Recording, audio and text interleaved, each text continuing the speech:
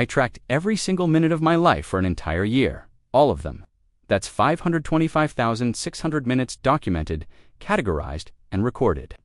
It started as curiosity time, felt like it was always slipping, and I wanted to catch it. But curiosity quickly turned into obsession, and by the end of those 12 months, I discovered some shocking things about time I never saw coming.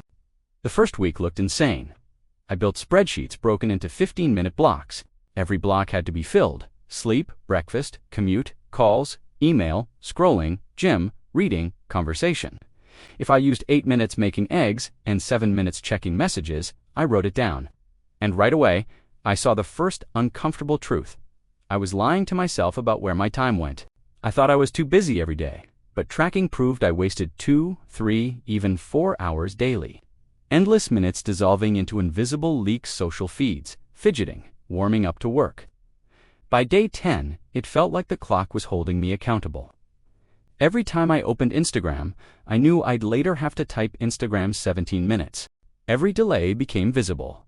It's different to say, "I got distracted," than to write down lost 37 minutes scrolling. That exposure killed excuses. The first month hurt. When I totaled it up, I saw 43 hours blown on my phone, 19 hours getting ready to work but not actually producing. Nearly 2 work weeks destroyed. That stung. But pain is a teacher. Once you see the raw numbers, you can't lie anymore. By month 3, patterns emerged. Mornings were creative. Gold-eye did my sharpest thinking then.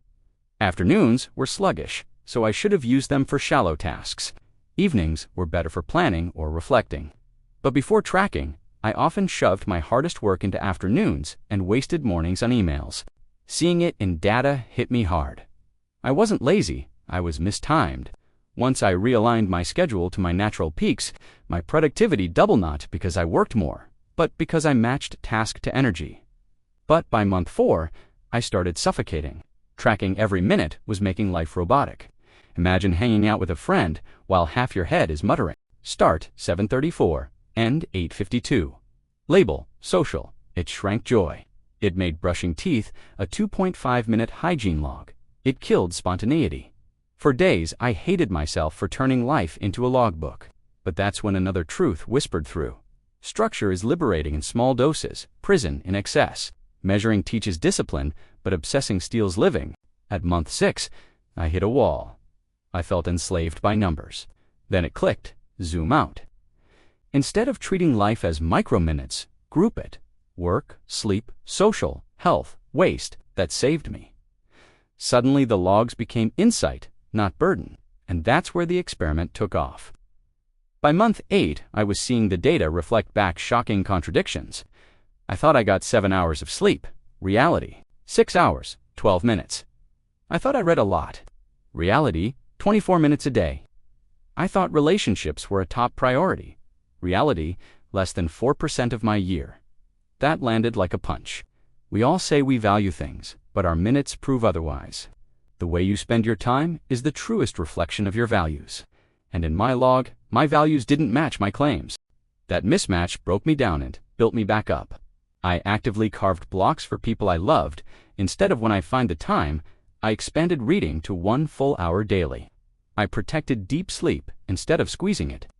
Slowly, the categories in my log started to line up with what I said mattered. That alignment carried power, because guilt disappeared. When I was with friends, I wasn't haunted by work. When I worked, I wasn't haunted by missed time with friends. For the first time, each minute fit where I wanted it. By month 10, something surreal happened. I could feel time without looking. I could sense when 30 minutes passed almost perfectly. I had rewired my perception. I didn't let 20-minute quick scrolls steal hours anymore, because I could feel the clock in my bones. But the psychological discoveries ran deeper. I saw how elastic time truly is. An hour wasted vanishes from memory, like it never existed. But 20 minutes spent writing, creating, or connecting, it echoes in memory for weeks. So tracking taught me this paradox. We don't live the most hours, we live the most meaningful ones. Minutes are not equal. 5 minutes of real presence beats 5 empty hours. Finally, at year's end, 365 days logged, I closed the ledger. 525,600 minutes accounted for. more than anyone sane would ever want to count. And staring at those files, I saw the truth clearly. Life is both shorter and longer than we think. Shorter because we waste shocking amounts of it.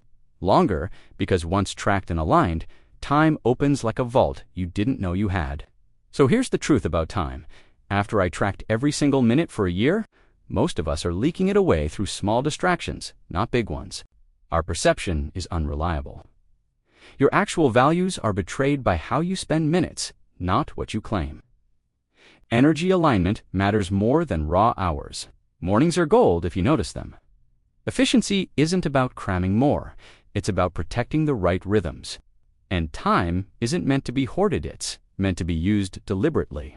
I thought logging every minute would turn me into a machine. Instead, it made me incredibly human. It showed me weaknesses, waste, vanity. But it also gave me leverage, because 1 year later, I know this. The clock doesn't lie, and it doesn't care. It ticks no matter what you choose. The only thing that matters, the only thing that ever mattered is whether you spend those minutes on things worth remembering